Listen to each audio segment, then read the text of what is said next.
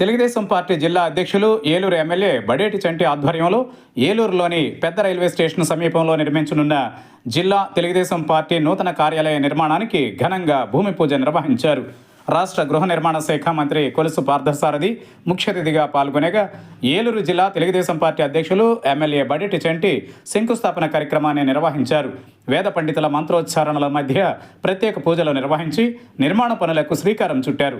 ఈ సందర్భంగా మంత్రి పార్థసారథి మాట్లాడుతూ పార్టీ అభివృద్ధికి కార్యాలయం కీలక వేదికగా నిలుస్తుందని అన్నారు.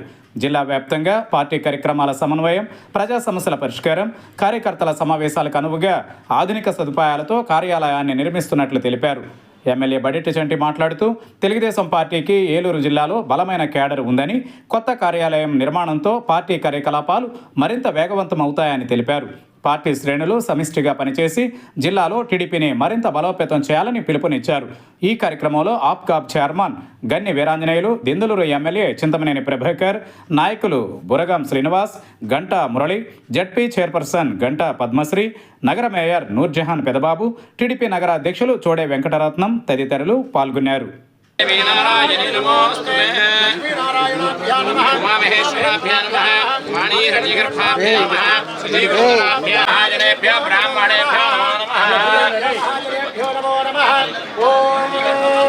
దేవలంకరం సుజనంత దేవతారావరం చంద్రజయో భూతర్ధ్రువాడే జన్మజన్మమ సకల కళ్యాణ భాజనం యత్ర జాయేషాం కీర్తిష్టో భగవాన్ మంగళాయతరం హరి లాభస్తేషాం గ్రయస్త్య ప్రయతో భూత్వాన్యోయాదాజ్యవల్లహం దేవతానే పద్మభూరో పద్మాక్షీ పద్మజంభవే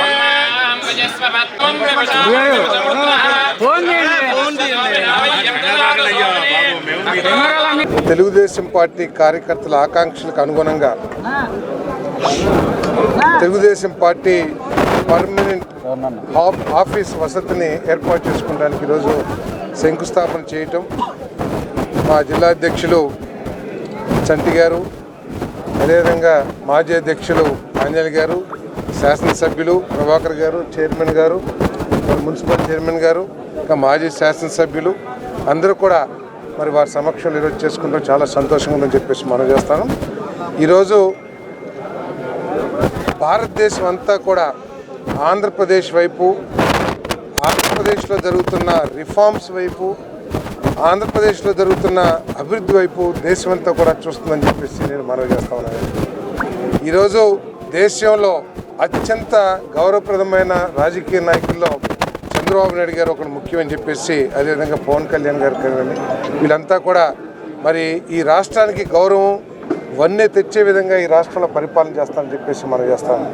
ఈరోజు ముఖ్యమంత్రి గారు పరిపాలనని ఏ రాష్ట్రంలో లేని విధంగా మరి దాదాపు 20-25 సార్లు collectors conference, principal secretaries conference పెట్టి వారికి మార్గదర్శకాలు ఇస్తూ ఈ రాష్ట్రంలోకి లక్షల కోట్ల పెట్టుబడులు తీసుకొచ్చి యువతీ యువకులకి భవిష్యత్తు మీద ఒక ఆశ కల్పించడం కానివ్వండి, ఉపాధి కల్పించడం కానివ్వండి, మరి ఈరోజు ముఖ్యమంత్రి గారు చేస్తున్నారని చెప్పేసి మనం చేస్తాం.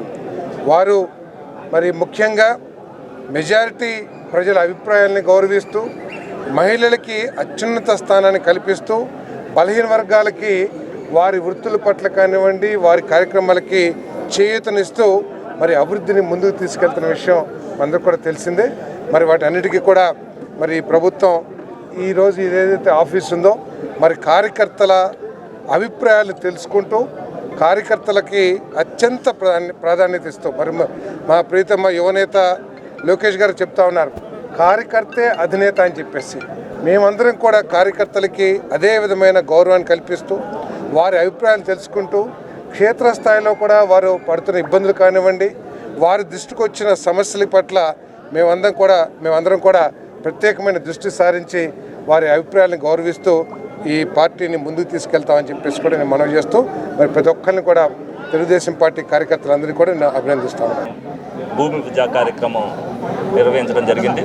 గౌరవ ముఖ్యమంత్రి చంద్రబాబు నాయుడు గారు, లోకేష్ గారు ఆదేశాలు ప్రతి జిల్లాలో కూడా కార్యకర్తల ఆకాంక్షలకు అనుగుణంగా పార్టీ ఆఫీసులు, అదేవిధంగా ప్రజలతో మమేకం అవ్వాలంటే అందరూ కూడా అందులో నిమగ్నమై ఉండేటట్టుగా ఉండాలన్న ఉద్దేశంతో ప్రజలను కూడా ప్రభుత్వం అంటే ప్రభుత్వమే కాదు ప్రజలు కూడా భాగస్వామ్యం ప్రభుత్వంలో.